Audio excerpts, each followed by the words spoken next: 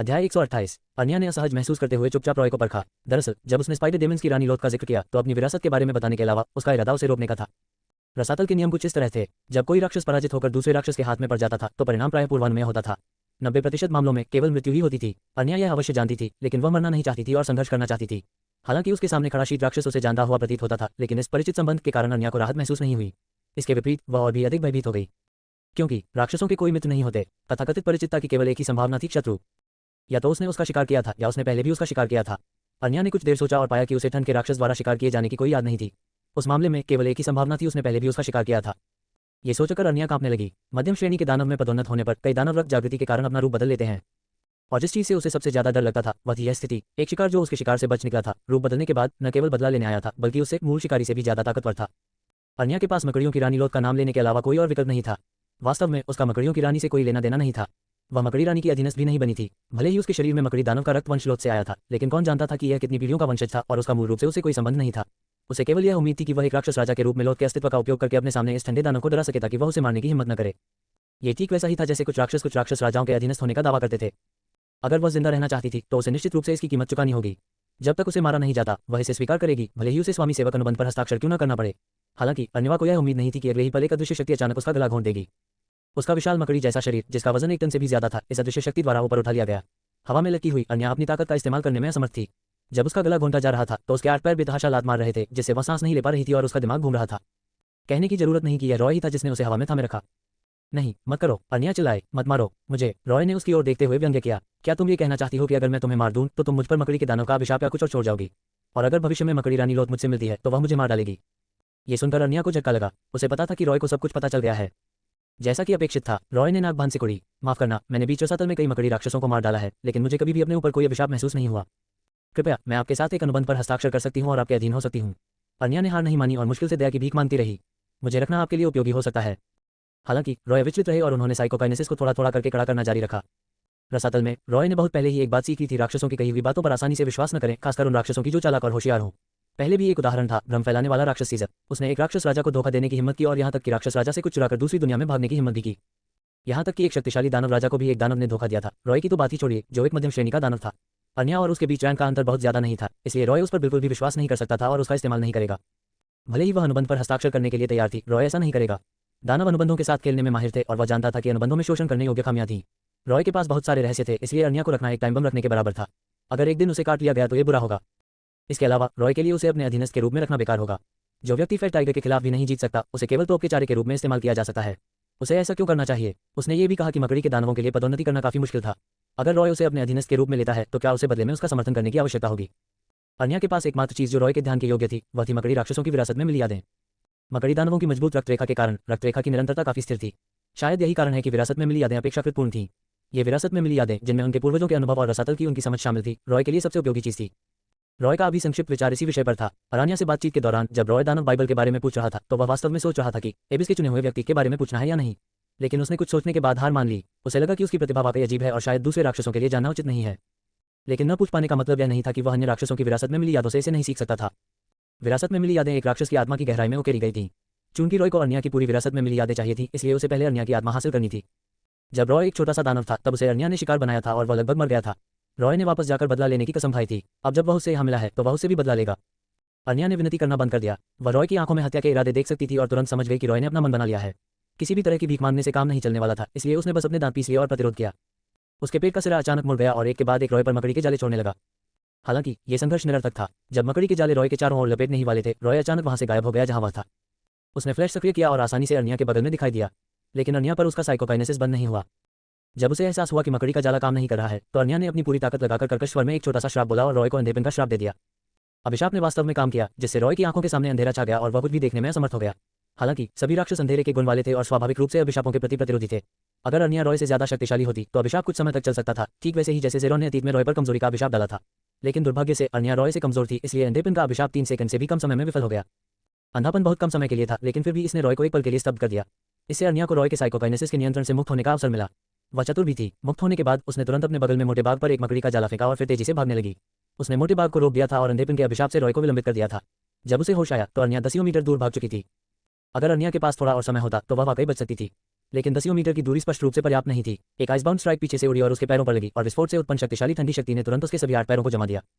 अन्या बिल्कुल भी हिल नहीं सकती थी। रॉय धीरे से उड़कर आया और फ्रॉस्टमॉन से उसका सिर काट दिया। अन्या का सिर हवा में उड़ रहा था, लेकिन उसे अभी भी कुछ होश था। जब उसकी नजर रॉय के राक्षसी पंखों पर पड़ी तो अन्या को अचानक याद आया कि रॉय कौन था। ये तुम हो। अन्या का सिर जमीन पर गिर गया। उसकी आंखें अविश्वास से भरी हुई थी जब उसने अपने जीवन के अंतिम शब्द कहे। लगता है अब तुम्हें याद आ गया, रॉय ने व्यंग्यात्मक लहजे में उत्तर दिया, लेकिन अन्या अब उसे सुन नहीं पा रही थी। उसका विशाल शरीर, जो एक टैंक जितना बड़ा था, जमीन पर गिर गया और कांप उठा, जैसे उसके शरीर से प्रकाश की एक गेंद धीरे धीरे बाहर निकल रही हो। रॉय ने हाथ बढ़ाकर अन्या की आत्मा को पकड़ लिया। लगता है अब मेमोरी रीडिंग स्किल डिजाइन करने का समय आ गया है। रॉय ने आत्मा को देखा और फिर अन्या की लाश को देखा और फैट टाइगर की ओर मुड़ा। क्या तुम इसे खाना चाहते हो? मोटे टाइगर के तीनों सिर एक साथ हिले और एक साथ रॉय पर भौंकने लगे। उसका शरीर जहरीला और घिनौना है। कोई आश्चर्य नहीं कि उसमें सड़ी हुई गंध है। ये सुनने के बाद रॉय ने खाने पीने में नखरे करने वाले मोटे टाइगर पर कोई दबाव नहीं डाला और उसे आदेश दिया कि वह अन्या की लाश को दूर फेंक दे जबकि वह मान में वापस चला जाए। अन्या की आत्मा एक साधारण आत्मा थी, कुछ विशेष नहीं। निम्न और मध्यम श्रेणी के राक्षसों की आत्माएं साधारण लगती थीं। केवल उच्च श्रेणी के राक्षसों में ही कुछ बदलाव होते थे। जब जेरॉन को ड्रैगन ने मार डाला और बाहर निकाल दिया तो रॉय ने अपनी आत्मा को उजागर होते देखा था। ये बहुत अलग था और रॉय को नहीं पता था कि सिस्टम इसे किस रूप में परिभाषित करेगा। अन्या की आत्मा को धारण करके रॉय ने 3 उच्च गुणवत्ता वाली गिरी हुई आत्माओं, दास व्यापारियों से को आत्मा स्मृति पढ़ने कौशल बनाने के लिए खर्च किया। आत्मा स्मृति पढ़ना आत्मा में निहित सभी यादों को पढ़ने के लिए जादुई शक्ति का उपयोग करें। ये कौशल बहुत सरल था और इसके लिए किसी विशेष प्रभाव की आवश्यकता नहीं थी। ये सिर्फ एक सरल परिभाषा थी, लेकिन शायद क्योंकि इसका संबंध आत्माओं से था, इसे बनाने के लिए ज्यादा गिरी हुई आत्माओं की जरूरत थी और यादों को पढ़ते समय रॉय की जादुई शक्ति का भी काफी इस्तेमाल हुआ।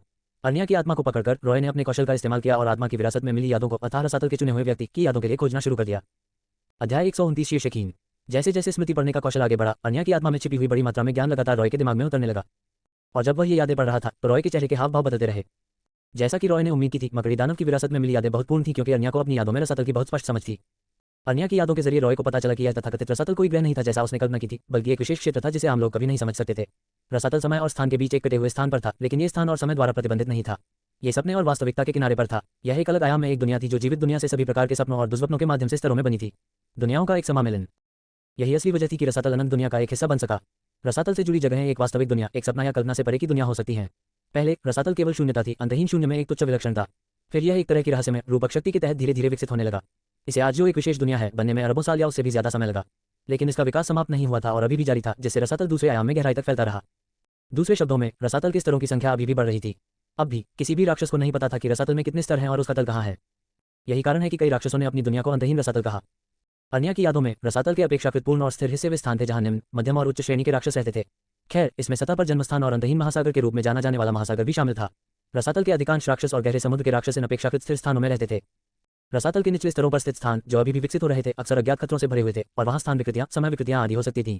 इसलिए केवल पर्याप्त शक्ति वाले राक्षस ही आयामी बाधाओं को तोड़कर उनमें प्रवेश कर सकते थे। साथ ही गहरे रसातल में इन स्थानों की बड़ी संख्या के कारण उनमें प्रवेश करने की शक्ति वाले राक्षस आमतौर पर अकेले ही एक स्तर पर कब्जा कर लेते थे। वे तथाकथित दानव स्वामी थे। जादुई शक्ति इतनी शक्तिशाली है कि यह एक आयामी बाधा को चीर सकती है। हालांकि यह कथन बहुत विस्तृत नहीं था, लेकिन यह स्पष्ट था कि यह दानव भगवान को बढ़ावा देने का तरीका था। अन्या की यादों से रॉय ने निम्न श्रेणी के दानव से दानव राजा तक पदोन्नति की पूरी सामान्य विधि देखी, जो रॉय के अनुभव के समान थी। जहां तक उच्च स्तर के दानव राजाओं की बात है तो यह वहां नहीं था, और दानव राजा स्तर से ऊपर के घातक पाप दानव राजा स्तर का उल्लेख करने की भी आवश्यकता नहीं थी। बेशक रसातल का विकास बहुत बड़ा विषय था और यह रॉय के लिए वर्तमान में बेकार था। रॉय दानव बाइबल निर्माता और रसातल का चुना हुआ व्यक्ति जैसे कीवर्ड खोजने पर अधिक ध्यान केंद्रित कर रहा था। अन्या की याद में दानव बाइबल के कुछ उल्लेख थे, लेकिन निर्माता और रसातल के चुने हुए व्यक्ति के बारे में कोई जानकारी नहीं थी। किंवदंती के अनुसार दानव बाइबल 7 प्राचीन और अजीबोगरीब स्तंभ थे, जिसका अर्थ है कि संपूर्ण दानव बाइबल में केवल 7 अध्याय थे। ये स्तंभ रसातल के कुछ निचले स्तरों में छिपे हुए थे और उनमें भाषा की आत्मा की रहस्यमय शक्ति नहीं थी। यदि आप इन स्तंभों को पा सकते हैं और उनकी रगड़ प्राप्त कर सकते हैं तो आप उन पर मौजूद शक्ति का एक हिस्सा प्राप्त करने में सक्षम होंगे। लेकिन इन स्तंभों पर मौजूद शक्ति ऐसी नहीं थी जिसमें शक्तिशाली विनाशकारी शक्ति हो, और उनमें से कुछ जरूरी नहीं कि वे राक्षसों जितने शक्तिशाली हों, इसलिए राक्षसों ने जानबूझकर इन स्तंभों की खोज नहीं की। जैसे जैसे समय बीतता गया, कई राक्षस धीरे धीरे इन चीजों के अस्तित्व के बारे में भूल गए और केवल कुछ प्राचीन राक्षस और पूरी तरह से विरासत में मिली यादों वाले राक्षसी दानव बाइबल के बारे में थोड़ा बहुत जानते थे। हालांकि अजीब बात यह थी कि दानव बाइबल के बारे में राक्षसों का ज्ञान रॉय से कुछ अलग था। रॉय ने जो दानव बाइबल प्राप्त की थी उसके 6ठे अध्याय में सृष्टिकर्ता के समान अस्तित्व का उल्लेख किया गया था। तार्किक रूप से कहें तो दानव बाइबल के अन्य अध्यायों में भी इसी तरह के शब्द होने चाहिए। इस प्रकार दानवों को जो रिबिंग प्राप्त हुई या दानव बाइबल के शिलालेख देखे, उन्हें सृष्टिकर्ता के बारे में ये जानकारी पता होनी चाहिए, लेकिन किसी ने कभी भी सृष्टिकर्ता का उल्लेख नहीं किया था। अन्या की विरासत में मिली यादें मकड़ी दानव जाति से आई थी, और शायद ये वास्तव में वैसा ही था जैसा उसने कहा था कि यह मकड़ियों की रानी लोथ से आई थी। उस स्थिति में ये विरासत में मिली यादें स्वाभाविक रूप से राक्षस राजा लोथ के ज्ञान का प्रतिनिधित्व करती थीं। लेकिन समस्या ये थी कि मकड़ियों की रानी की विरासत में मिली यादों में भी निर्माता शब्द का उल्लेख नहीं था। इसके विपरीत उसकी विरासत में मिली यादों में 7 घातक पाप दानव राजा पहले ही रसातल से गायब हो चुके थे और कोई नहीं जानता था कि वे कहाँ थे। हालांकि उसने सोचा कि दानव बाइबल को दर्ज करने वाले 7 स्तंभ 7 घातक पाप दानव राजाओं द्वारा छोड़े गए थे और वे रसातल में 7 घातक पाप दानव राजाओं की ताकत और इच्छाशक्ति के सबूत थे। ये बहुत अजीब था। इससे रॉय को लगा कि किसी तरह की शक्ति ने राक्षसों की समझ को विकृत कर दिया है, जिससे वे दानव बाइबल में निर्माता शब्द को पूरी तरह से अनदेखा कर रहे हैं। सृष्टिकर्ता की अवधारणा को पहले ही 7 घातक पाप दानव राजाओं की अवधारणा से प्रतिस्थापित किया जा चुका था, लेकिन रॉय को नहीं पता था कि वह इससे अप्रभावित क्यों था। निर्माता की अवधारणा के बिना स्वाभाविक रूप से रसातल के चुने हुए व्यक्ति की कोई अवधारणा नहीं थी। वह मकड़ी के दानवों की पूरी विरासत में मिली यादों से भी रसातल के चुने हुए व्यक्ति के बारे में कोई जानकारी नहीं पा सका। इससे रॉय को और अधिक यह महसूस होने लगा कि उसने रहस्यमय तरीके से जो प्रतिभा हासिल की थी वह कुछ बहुत ही अवर्णनीय थी। इसलिए उन्होंने निर्णय लिया कि जब तक वह यह नहीं जान लेते कि यह शब्द वास्तव में क्या है तब तक वह किसी से इस बारे में बात नहीं करेंगे।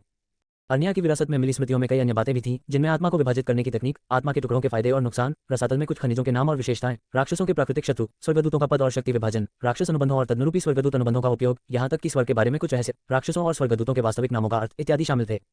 वह ये कहने की हिम्मत नहीं कर पाया कि इसमें पूरे रसातल का ज्ञान है, लेकिन कम से कम इसमें अधिकांश ज्ञान तो शामिल था। अर्निया की यादें पढ़ने के बाद रॉय को रसातल के बारे में तुरंत गहरी समझ हो गई। वास्तव में जब तक रॉय रसातल में जीवित रहेगा वह धीरे धीरे इस ज्ञान को जल्दी या बाद में समझ लेगा। हालांकि वह इस दुनिया में उन राक्षसों की तरह उलझन में नहीं रहना चाहता था जिन्होंने विरासत में मिली यादों को काट दिया था। अब जब उसने आत्मा स्मृति पढ़ने का कौशल बनाने के लिए सिस्टम की शक्ति का उपयोग किया था तो उसने आखिरकार अर्निया की आत्मा से अपनी विरासत में मिली यादों को भर दिया। अगर उसे पता होता कि विरासत में मिली यादों में इतना ज्ञान है तो वह पहले ही मकड़ी दानों को खोज लेता, लेकिन इससे कोई फर्क नहीं पड़ा। अर्निया उसे एक उपहार देने आए, इसलिए रॉय ने खुशी खुशी उसे स्वीकार कर लिया। अध्याय 130 सुपर लार्ज स्केल युद्ध संबंध। जादुई शक्ति का संपीड़न अभी भी जारी था। रॉय ने सोचा था कि उसे इसे सिर्फ एक बार संपीड़ित करने की जरूरत है और उसका दानव हृदय फिर से जादुई शक्ति के विकास को समायोजित करने में सक्षम हो जाएगा। लेकिन अर्निया की विरासत में मिली यादों को पाने के बाद रॉय ने पाया कि यह संपीड़न वास्तव में एक आवश्यकता थी।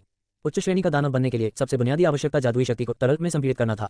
ये तरल अवस्था वास्तव में एक अवधारणा भी थी। इसका मतलब था कि जादुई शक्ति को बार बार संपीड़ित करने के बाद इसे अनिवार्य रूप से उसके शरीर में रक्त की तरह महसूस किया जा सकता था। जाहिर है यह एक बहुत लंबी प्रक्रिया थी। आने वाले दिनों में रॉय बीच के रसातल में रहा और काफी सामान्य जीवन जिया। हर दिन जब उसकी जादुई शक्ति भरपूर होती तो वह अपनी जादुई शक्ति को एक बार संपीड़ित करता और फिर मोटे बाघ को, जो खनन से लौटा था, आत्माओं और भोजन का शिकार करने के लिए ले आता। कभी कभी वह कुछ राक्षसों से लड़ता जो उसके क्षेत्र में घुसपैठ करते और उनकी आत्माएं ले जाते। हालांकि रॉय ने अपनी विशाल जादुई शक्ति और अन्य राक्षसों के खिलाफ शीत राक्षसों के जनजात संयम पर भरोसा किया और जितना उसने खोया उससे कहीं अधिक जीता। लेकिन जैसे जैसे समय बीतता गया रॉय को अपनी कमजोरी का पता चला। कुछ पुराने राक्षसों की तुलना में उसके युद्ध के अनुभव की कमी थी। जब वह बराबरी के विरोधियों का सामना करता था और उन्हें कुचलने के लिए अपनी ताकत पर भरोसा नहीं कर सकता था तो रॉय हमेशा जोरदार तरीके से लड़ता था क्योंकि उसके पास युद्ध का अनुभव नहीं था। आखिरकार वह अभी भी रसातल में एक बहुत ही युवा दानव था और उसे बहुत छोटा कहा जा सकता था। अपने जन्म से लेकर अब तक वह लगभग 2 वर्षों से रसातल में रह रहा था और अधिकांश राक्षस शायद इस समय भी निम्न श्रेणी के थे और ऊपरी रसातल में रह रहे थे। इसके विपरीत रॉय उच्च श्रेणी के दानव के रूप में आगे बढ़ने वाला था। उसकी ताकत वास्तव में बहुत तेजी से बढ़ी थी। हालांकि ताकत में यह वृद्धि मुख्य रूप से जादुई शक्ति में वृद्धि को संदर्भित करती है। वास्तव में राक्षसों की समग्र शक्ति में मुख्य रूप से 3 चीजें शामिल थीं: जादुई शक्ति, शारीरिक शक्ति और युद्ध का अनुभव। रॉय का सुधार असमान था, इसलिए उच्च श्रेणी के दानव की पदोन्नति में धीमापन वास्तव में उसके लिए फायदेमंद था। रॉय इस बात को समझता था, इसलिए वह जल्दबाजी में नहीं था। समय धीरे धीरे बीतता गया और पलक झपकते ही आधा साल बीत गया। इस आधे साल के दौरान रॉय दूसरी दुनिया में जाने के लिए बुलावे का जवाब देने के लिए फिर से एबिस के गेट पर नहीं गया। इसके बजाय उसने अपने युद्ध के अनुभव को बढ़ाने के लिए लड़ने के लिए अन्य राक्षसों को खोजने की कोशिश की। इस दौरान रॉय ने अंततः अपना सावधानीपूर्वक डिजाइन किया हुआ कवच पूरा कर लिया। रॉय ने जिस कवच को डिजाइन किया था उसमें सर्पलिस का इस्तेमाल संदर्भ के तौर पर किया गया था। इसमें helmet, gauntlet, arm guard, shoulder guard, chest plate, कमर guard, skirt armour, greaves, boot, पंख आदि थे। सभी सामग्री उसकी काली बर्फ से बनी थी। रॉय ने इसे एक परिवर्तन कौशल की तरह डिजाइन किया था और आमतौर पर इसे नहीं पहनते थे, लेकिन जब जरूरत होती थी तो वे जादुई शक्ति से कवच बनाने के लिए कौशल का इस्तेमाल करते थे। अब फ्यूचर द्वारा विज्ञापन। लेकिन दुर्भाग्यवश इस कवच को मूर्त रूप देने के लिए पर्याप्त आत्माएं नहीं थी। इसमें कोई मदद नहीं की जा सकती थी। रॉय ने इस कवच के लिए जो विशेषताएं निर्धारित की थी वे बहुत शक्तिशाली थी, इसलिए भले ही उसने इस दौरान मैजिक एनर्जी ग्रोथ पोशन का इस्तेमाल नहीं किया था और 20,000 आत्माएं जमा कर ली थी, फिर भी ये पर्याप्त नहीं था। कोल्ड विंटर आर्मर अस्थायी नाम। सामग्री: डार्क कोल्ड मैजिक पावर। सुसज्जित करें। कवच बनाने के लिए एक बार जादुई शक्ति का उपयोग करें। इसके बाद इसे बनाए रखने के लिए जादुई शक्ति का उपयोग करने की आवश्यकता नहीं है। जब चाहें इसे हटाया जा सकता है। अविनाशी, शक्तिशाली शारीरिक हमलों का सामना कर सकता है। भले ही क्षति सीमा से अधिक हो, ये पूरी तरह से नष्ट नहीं होगा, केवल बिखर जाएगा। स्वमरम्मत। जब कवच टूट जाता है या क्षतिग्रस्त हो जाता है तो यह मरम्मत के लिए स्वचालित रूप से जादुई शक्ति को अवशोषित कर लेगा। मरम्मत की गति जादुई शक्ति आपूर्ति की गति पर निर्भर करती है। Super recovery. गतिविधि रिकवरी गति और जादुई शक्ति रिकवरी गति से कम 10 गुना अधिक प्रदान करता है। तत्वीय प्रतिरोध। सभी ज्ञात तत्वों की क्षति का कम से कम 50% प्रतिरोध कर सकता है। ये वे विशेषताएं थी जिन्हें रॉय ने कवच के लिए परिभाषित किया था। और संख्याओं के लिए रॉय ने इसे पहले की तरह अनुकूलन और मिलान करने के लिए पूरी तरह से सिस्टम पर नहीं दिया, बल्कि न्यूनतम आवश्यकताएं रखी। इसे कौशल के रूप में सेट करने के लिए बहुत अधिक उच्च गुणवत्ता वाली आत्माओं की आवश्यकता नहीं थी। वह 2 गिरी हुई आत्माओं को संभाल सकता था। समस्या कवच की विशेषताओं में ही निहित थी। शायद यही कारण था कि रॉय कवच का आदान प्रदान नहीं कर सका और उसे भौतिक रूप नहीं दे सका। निचली सीमाएं निर्धारित करना कवच की विशेषताओं को छिपाने के लिए बढ़ाने के बराबर था। वास्तव में शुरुआत में रॉय इसे अनंत जादुई शक्ति पुनर्प्राप्ति और जीवन शक्ति पुनर्जनन और मौलिक प्रतिरक्षा पर सेट करना चाहता था। हालांकि ऐसी विशेषताओं के लिए 1 मिलियन आत्माएं भी पर्याप्त नहीं हो सकती थी और इसे भौतिक रूप देना निकट भविष्य में संभव नहीं था। इस प्रकार वह केवल अपनी आवश्यकताओं को थोड़ा कम कर सकता था और विशेषताओं को बदल सकता था। उसके हाथों में 20,000 आत्माएं पर्याप्त नहीं थी, इसलिए उसने इस कवच को बनाने के लिए बस 1 लाख आत्माओं को इकट्ठा करने की योजना बनाई। रॉय के लिए 1 लाख आत्माएं प्राप्त करना बहुत दूर नहीं था। यदि इन विशेषताओं को साकार किया जा सके तो ये लगभग एक दिव्य कलाकृति थी। सही, ये कवच अभी भी कागज पर था, इसलिए रॉय समय समय पर इसका इंतजार कर सकता था ताकि वह जल्द से जल्द आत्माओं को इकट्ठा करने के अपने विचार को उत्तेजित कर सके और प्रतीक्षा करते समय कुछ छोटे स्थानों और खामियों को संशोधित कर सके। जैसे ही रॉय नियमित रूप से अपने दिन जीते और धीरे धीरे उच्च श्रेणी के दानव की ओर बढ़े, अचानक उनके पैरों के नीचे एक बहुत बड़ा कंपन हुआ। अब फ्यूचर द्वारा विज्ञापन। रॉय ने सोचा कि यह भूकंप था और इस रसातल में भूकंपीय गतिविधि काफी बार होती थी। हर बार जब भूकंप आता था तो झटके बहुत तेज होते थे और अक्सर इसके साथ मैग्मा का विस्फोट भी होता था। वह पहले से ही इसका आदी था, इसलिए उसने भूकंप पर ज्यादा ध्यान नहीं दिया। वह बस फैट टाइगर के साथ हवा में उड़ गया और हमेशा की तरह भूकंप के गुजर जाने का इंतजार करने का इरादा किया। हालांकि थोड़ी देर बाद उन्हें एहसास हुआ कि यह झटका भूकंप का नहीं था, क्योंकि भूकंप आने के कुछ ही देर बाद रॉय ने दूर दूर तक बड़ी मात्रा में काली धुंध फैलती देखी। रॉय को याद आया कि उस दिशा में एक वेदी थी और काली धुंध बिल्कुल गेट ऑफ द एबिस की धुंध जैसी ही थी। इस खोज ने रॉय को थोड़ा संदेहास्पद बना दिया। क्या गेट ऑफ एबिस के साथ कुछ हुआ होगा? काली धुंध फैलती रही और यह वेदी द्वारा कवर किए गए क्षेत्र को पार कर गई। जैसे ही काली धुंध हवा में भर गई, अनगिनत राक्षस प्रकट हुए। कुछ राक्षस जो आमतौर पर भूमिगत रहते थे, उन्होंने अपना रास्ता खोदकर बाहर निकाला और उड़ते हुए राक्षस अपने घोंसलों से बाहर निकले। जमीन पर बड़ी संख्या में राक्षस अपने पैरों या चार खुरों से काली धुंध की ओर भागे।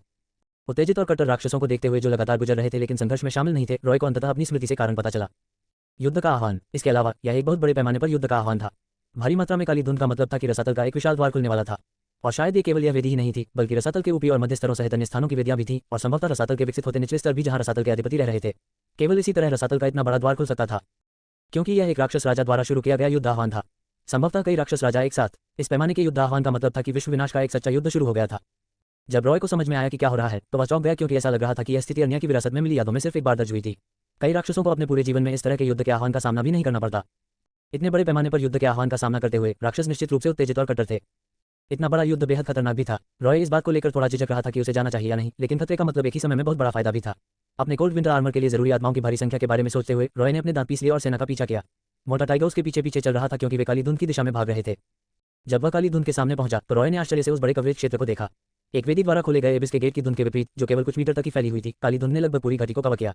इसका मतलब यह था कि जब एबिस का गेट खुलता तो यह एक विशाल एबिस गेट बन जाता जो दर्जनों किलोमीटर चौड़ा होता। रॉय अपने दिल में ठंडक महसूस करने से खुद को नहीं रोक पाया। कौन सी बदकिस्मत दुनिया रसातल के द्वार से जुड़ने जा रही है। रसातल का इतना बड़ा द्वार और एक से ज्यादा जगहों पर, इसका मतलब था कि लाखों या करोड़ों राक्षस दूसरी दुनिया में झुंड बनाकर आएंगे। यदि दूसरी दुनिया तैयार नहीं थी तो कोई आशा नहीं थी और वह बर्बाद हो गई थी। अध्याय 131 न्याय दिवस। अनगिनत राक्षस काली धुंध के पास इकट्ठे हुए उस क्षण की प्रतीक्षा में जब रसातल का विशाल द्वार खुलेगा। न केवल राक्षस बल्कि कुछ राक्षस भी भाग ले रहे थे, जैसे कि वे किसी भव्य उत्सव में भाग लेने जा रहे हों। इतने बड़े पैमाने पर युद्ध के आह्वान से पूरे रसातल में हलचल मच गई।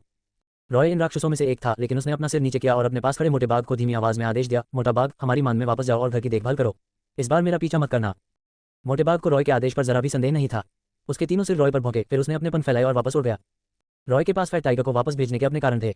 वह बहुत स्पष्ट था कि इतने बड़े पैमाने पर युद्ध बुलाने का मतलब था कि राक्षसों का सामना एक बेहद मजबूत प्रतिद्वंद्वी से हो सकता है। फैट टाइगर को रसातल में रहने देकर जब भी रॉय को कोई खतरा होता तो वह अपने टेलीपोर्ट कौशल का उपयोग करके सीधे रसातल में वापस जा सकता था। यह मत भूलिए कि रॉय ने फैट टाइगर को टेलीपोर्ट करने का ठिकाना बनाया था। अगर वे अलग हो जाते तो रॉय के पास जीवन रक्षा का एक अतिरिक्त तरीका होता। महत्वपूर्ण क्षणों में वह जादू की संरचना को करने की जरूरत के बिना भी एबिस में वापस टेलीपोर्ट कर सकता था। रसातल का विशाल द्वार उसकी कल्पना से भी अधिक तेजी से खुला। जैसे ही द्वार खुला, वहां इकट्ठा हुए अनगिनत राक्षस उसमें घुस गए और फिर काली रोशनी में गायब हो गए। रॉय को अंदर घुसने की कोई जल्दी नहीं थी। आखिरकार उसे गेट की दूसरी तरफ की स्थिति समझ में नहीं आई। भले ही वह टेलीपोर्ट होते ही दुश्मनों से भिड़ जाए, लेकिन वह पहले घुसने वाले राक्षसों को उनसे लड़ने दे सकता था। जब राक्षस लगभग घुसने वाले थे, तभी रॉय रसातल के द्वार में उड़ गया। हालांकि टेलीपोर्टेशन की रोशनी गायब होने के बाद रॉय ने पाया कि गेट के दूसरी तरफ कोई युद्ध का मैदान नहीं था जैसा कि उसने सोचा था, बल्कि एक विशाल स्थान था जो उतना ही अंधेरा और लावा और आग से भरा था। इस स्थिति ने रॉय को एक पल के लिए चौंका दिया, जिससे उसे लगा कि वह अभी भी रसातल में है। लेकिन फिर उसे अचानक एहसास हुआ कि यह जगह शायद अन्य की विरासत में मिली यादों में वर्णित रसातल चौकी थी। रसातल चौकी उन विभिन्न स्थानों को संदर्भित करती है जिन्हें दानव शासकों और दानव राजाओं ने विशेष रूप से कुछ दुनियाओं पर हमले की सुविधा के लिए खोला था।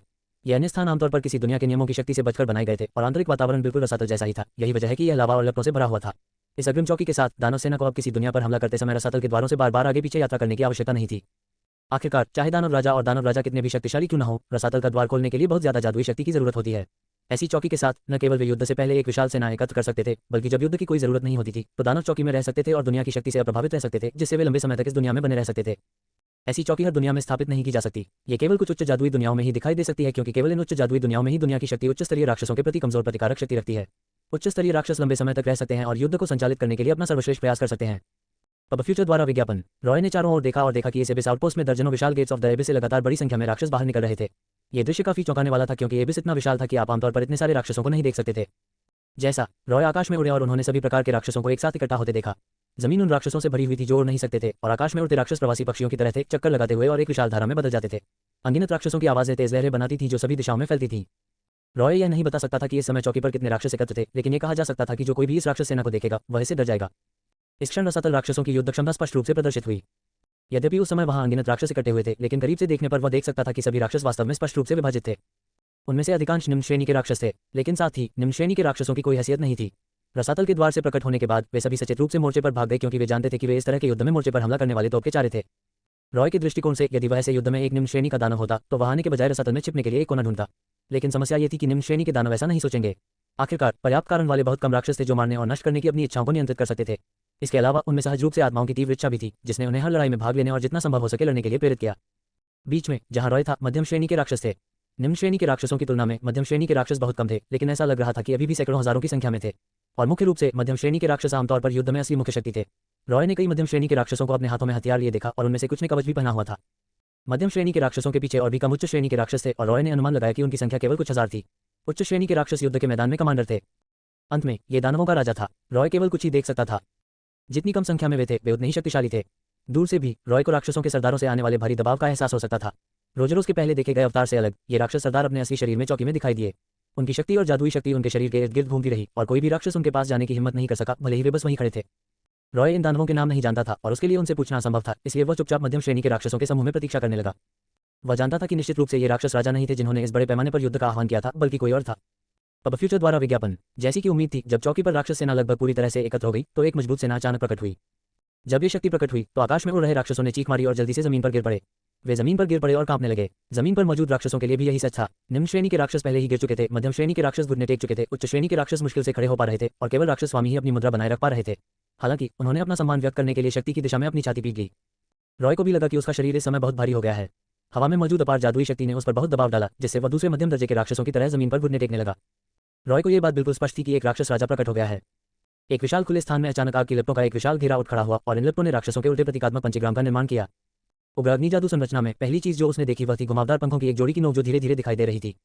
एक विशाल उग्रलाल दानव जिसके पंख उसके शरीर के चारों ओर लिपटे हुए थे और एक धुरी का आकार बना रहे थे, धीरे धीरे जादू संरचना से ऊपर तैर रहा था। उसके पूरे शरीर के तैरने के बाद उसके विशाल दानव पंखों की जोड़ी खुल गई, जिससे उसका रूप प्रकट हुआ। इस विशाल दानव के पास अतुलनीय रूप से मजबूत उल्टे पंखों की एक जोड़ी थी। प्रत्येक पंख के सिरों पर हड्डी की कील आसमान में उठी हुई थी, जो भयंकर दिख रही थी। उसके राक्षस सींग भी बहुत बड़े थे। वे उसके सिर के दोनों ओर से फैले हुए थे, उसके मंदिरों के चारों ओर थोड़े फैले हुए थे और अंत में उसके माथे के सामने सीधे खड़े थे, जो एक मुकुट की तरह दिख रहे थे। उसका दाहिना कंधा नंगा था और रॉय उसकी उग्रलाल त्वचा और उसके कंधे पर रून टैटू देख सकता था। उसका बायां कंधा कंधे के कवच से ढका हुआ था। उसकी राक्षसी आंखें सुनहरी और हत्या और विनाश से भरी हुई थीं।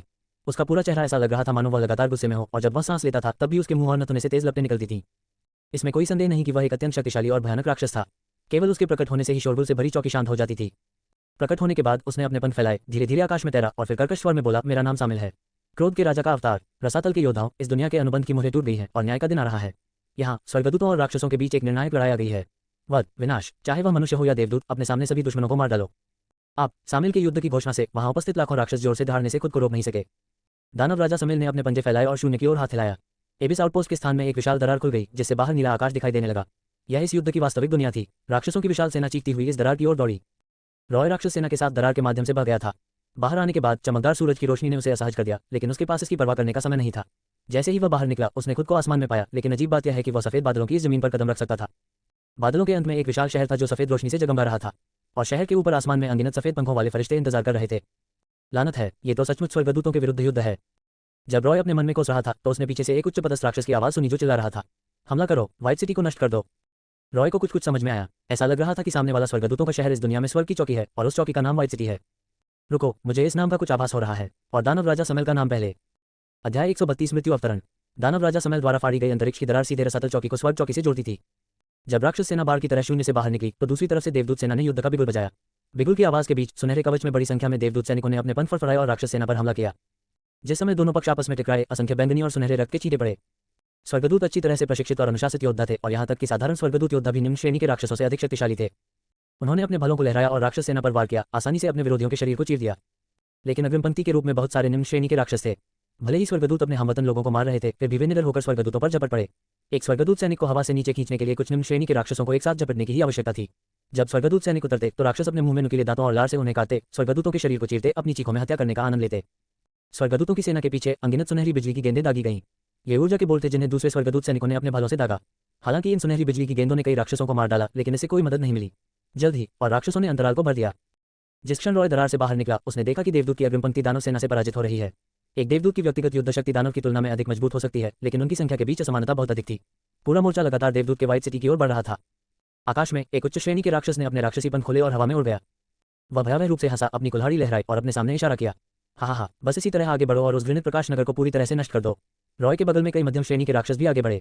मध्यम श्रेणी के राक्षसों के प्रकट होने के साथ ही युद्ध के मैदान में बहुत सारा जादू दिखाई दिया। आकाश में लपटें दिखाई दी और भारी बारिश की तरह स्वर्गदूतों को घेर लिया। इन लपटों ने स्वर्गदूतों के पंखों को जला दिया, उन्हें जलते हुए लोगों में बदल दिया और फिर वे चीखों के बीच गिर गए। ऑन्स, उसी समय राक्षसों को स्वर्गदूतों के प्रतिशोध का सामना करना पड़ा। आकाश से बड़ी संख्या में सुनहरे प्रकाश के खंभे उतरे और प्रकाश के खंभों के भीतर सभी राक्षसों की त्वचा और मांस क्षत विक्षत हो गए। पवित्र शक्ति के तहत राख में बदलने से पहले वे भयानक चीखें मार रहे थे। रॉय ने पाया कि पवित्र शक्ति द्वारा मारे गए इन राक्षसों की आत्माएं भी बच नहीं सकती। दूसरे शब्दों में, वे ओरोबोरस मार्ग की सुरक्षा के साथ भी रसातल में पुनर्जीवित नहीं हो पाएंगे। इसी तरह एक बार जब स्वर्गदूतों को मार दिया जाता है तो उनकी आत्माएं तुरंत आसपास के राक्षसों द्वारा खा ली जाती हैं और उन्हें वापस नहीं लाया जा सकता। ये शपथबद्ध शत्रुओं का सच्चा अर्थ था। दोनों पक्ष एक दूसरे की आत्माओं को पूरी तरह से नष्ट कर सकते थे। रॉय ने अपने पंख फैलाए और हवा में उड़ गया। उसने अपनी तेज रफ्तार की उड़ान का फायदा उठाते हुए रोशनी के सुनहरे खंभों वाले इलाकों से सावधानी से बचने की कोशिश की। उसे पता था कि इस तरह की लड़ाई में सबसे जरूरी चीज है खुद की सुरक्षा करना। मौजूदा हालात को देखते हुए देवदूत ज्यादा देर तक दानव सेना को नहीं रोक पाएंगे। अगर उसे जीत का फायदा उठाना है तो उसे युद्ध में डटे रहना होगा। हालांकि उसने किसी प्रतिद्वंद्वी को खोजने की पहल नहीं की, लेकिन एक ने उसे खोजने की पहल की। सुनहरे कवच और पूरे चेहरे वाला हेलमेट पहने एक देवदूत सैनिक ने अपना भाला घुमाया और उसके सामने एक राक्षस को मार डाला।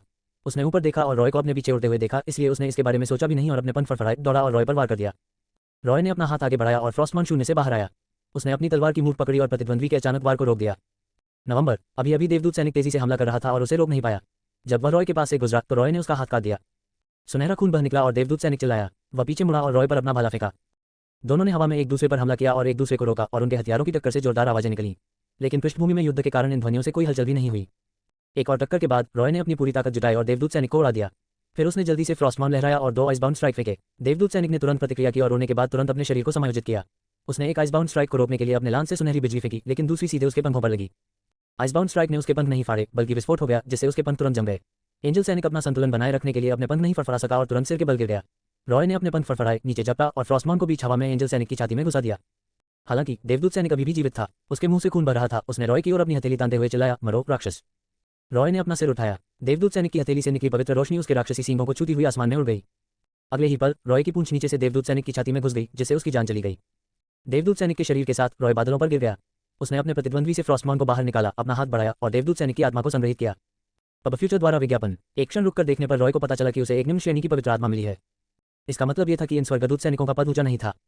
अन्य की विरासत में मिली यादों में स्वर्गदूतों को पंखों की संख्या के हिसाब से 9 स्तरों में विभाजित किया गया था। 2 पंखों वाले स्वर्गदूतों के लिए 3 स्तर थे, जो निम्न से उच्च स्वर्गदूत, प्रधान स्वर्गदूत और प्रधानता थे। 4 पंखों वाले स्वर्गदूतों के भी 3 स्तर थे, जो शक्ति, गुण और प्रभुत्व थे। और 6 पंखों वाले स्वर्गदूतों के 3 स्तर सिंहासन, करूब और साराफ थे। ये 3 क्षेत्र और 9 आदेश स्वर्गदूतों के तथाकथित पदानुक्रम थे, जो दिखाते हैं कि स्वर्ग में भी एक साथ पदानुक्रम था। स्वर्गदूतों के खिलाफ लड़ते समय आप आमतौर पर उनके पंखों की संख्या देखकर उनकी ताकत का अंदाजा लगाते थे। ये स्वर्गदूत सैनिक अधिकतम रियासत स्तर का था। कम रैंक वाले राक्षसों के खिलाफ लड़ते समय वह बहुत शक्तिशाली था, लेकिन रॉय की मौजूदा ताकत के साथ उससे निपटना अपेक्षाकृत आसान था। हालांकि आपको युद्ध में उनके रवैये पर विशेष ध्यान देना होगा। कुछ उच्च स्तरीय देवदूत अपने अतिरिक्त पंखों को तब हटा देते थे जब वे अपनी पूरी ताकत से नहीं लड़ रहे होते थे, क्योंकि अधिक पंख केवल शक्ति के प्रतीक थे, जो दैनिक जीवन में सुविधाजनक नहीं था। राक्षसों के लिए भी यही था। कुछ उच्च श्रेणी के दानव और दानव स्वामी पदोन्नति के बाद अधिक पंख उगा लेते थे। 6 पंख केवल स्वर्गदूतों के लिए ही नहीं थे और राक्षसों के पास भी थे। हालांकि सामान्य क्रियाओं की सुविधा के लिए कुछ राक्षस अपने पंखों को वापस लेना भी चुनते थे। इस देवदूत सैनिक को मारने के बाद रॉय को मोटे तौर पर स्वर्गदूतों की शक्ति का पता चल गया। वह एक शीर्ष मध्य श्रेणी का दानव था और जिनसे वह निपट सकता था वे संभवतः दूसरे क्षेत्र की शक्ति और गुण वाले स्वर्गदूत थे। लेकिन उसके लिए एक प्रभुत्व वाले स्वर्गदूत से निपटना थोड़ा मुश्किल होगा, क्योंकि स्वर्गदूत उसी रैंक के राक्षसों से अधिक शक्तिशाली थे। इस समय आकाश पहले से ही राक्षसों की लपटों से लाल हो रहा था। मध्यम श्रेणी और उच्च श्रेणी के राक्षसों के युद्ध में शामिल होने के साथ युद्ध के मैदान पर सभी प्रकार के बड़े पैमाने पर हत्या के मंत्र भड़क उठे। इन परिस्थितियों में रॉय ने अपने ठंड जादू का उपयोग जल्दबाजी में नहीं किया, क्योंकि प्रभाव शायद बहुत अच्छा नहीं होगा, इसलिए वह बस हवा में उड़ गया और विशेष रूप से 2 पंखों वाले साधारण स्वर्गदूतों के सैनिकों की तलाश की। वास्तव में स्वर्गदूतों की ताकत में अंतर करने के लिए उनके पंखों को देखने के अलावा आप उनके उपकरणों को भी देख सकते हैं। समान मानक कवच पहनने वाले निश्चित रूप से निम्न स्तर के स्वर्गदूत थे और जिनके पास अधिक शानदार उपकरण थे वे स्वाभाविक रूप से अधिक शक्तिशाली स्वर्गदूत थे। इस दुनिया में जहां दिखावट ही सब कुछ थी, नर्क की तो बात ही छोड़िए, यहाँ तक कि स्वर्ग भी एक जैसा था। 3 और स्वर्गदूतों को मारने के बाद रॉय ने पाया कि दानव शिविर व्हाइट सिटी के शहर के द्वार की ओर बढ़ने वाला था। हालांकि स्वर्गदूतों ने विरोध करने की पूरी कोशिश की, लेकिन संख्या में असमानता बहुत अधिक थी और वे केवल बार बार पीछे हट सकते थे। और अधिक, यहाँ तक कि रॉय भी बता सकता था कि स्वर्ग की युद्ध तैयारियां कमजोर लग रही थीं। रॉय को यह नहीं पता था कि इस बार उसका अनुमान सही था। इस युद्ध में स्वर्ग का लक्ष्य केवल रसातल चौकी को नष्ट करना था, जिसका अर्थ है कि उनका लक्ष्य केवल राक्षस थे। लेकिन राक्षसों के लिए यह अलग था। न केवल राक्षस देवदूत सेना को हराना चाहते थे, बल्कि उन्होंने नीचे मानव दुनिया को नष्ट करने की भी योजना बनाई थी। एक ही समय में इन 2 लक्ष्यों से निपटने के लिए राक्षसों की युद्ध की तैयारी स्वाभाविक रूप से बहुत बेहतर थी। बादलों में बसा ये शहर व्हाइट सिटी आसमान में बना था, लेकिन असल में ये किसी दूसरी जगह पर था। जिन बादलों पर कदम रखा जा सकता था वे दरअसल अंतरिक्ष की शक्ति से ही टिके हुए थे। ये पता चलने के बाद कि लड़ाई प्रतिकूल हो रही है, स्वर्गदूतों को एहसास हुआ कि राक्षसों को बादलों के बीच भागने देना उनके लिए बहुत नुकसानदेह था। इसलिए जैसे ही राक्षस शहर पर हमला करने वाले थे, स्वर्गदूतों ने अचानक व्हाइट सिटी के आसपास की स्थानिक शक्ति को हटा दिया। परिणाम तुरंत थोड़े गंभीर थे। कई राक्षस उड़ नहीं सकते थे, इसलिए जब बादल उनका साथ नहीं दे पाए तो वे तुरंत गिर गए। परंतु जब स्वर्गदूत उनसे लड़ रहे थे तो कई दुष्टात्माओं ने उन्हें पकड़ लिया और उन्हें कसकर उलझा दिया, जिससे स्वर्गदूत भी उनके साथ गिर पड़े। और बादलों के नीचे थी इस दुनिया की मानवीय दुनिया, पृथ्वी। देवदूत और राक्षस आपस में उलझ गए और बादलों में शहर की जगह छोड़ दी। वे अचानक पृथ्वी के वायुमंडल में प्रकट हुए और गुरुत्वाकर्षण के प्रभाव में जमीन की ओर गिर गए। इस प्रक्रिया में वायुमंडल के साथ घर्षण के कारण उनके शरीर तुरंत धधकती लपटों और घने धुएं के साथ प्रज्वलित हो गए और वे तेज गति से पृथ्वी की सतह की ओर गिर पड़े। पृथ्वी के ऊपर आकाश में अचानक लाखों उल्काओं की एक उल्का वर्षा दिखाई दी। जब लड़ाकू स्वर्गदूतों और राक्षसों ने एक साथ मिलकर युद्ध को मानव जगत की धरती पर ले जाया तो मनुष्यों के लिए सच्चा न्याय का दिन आ गया।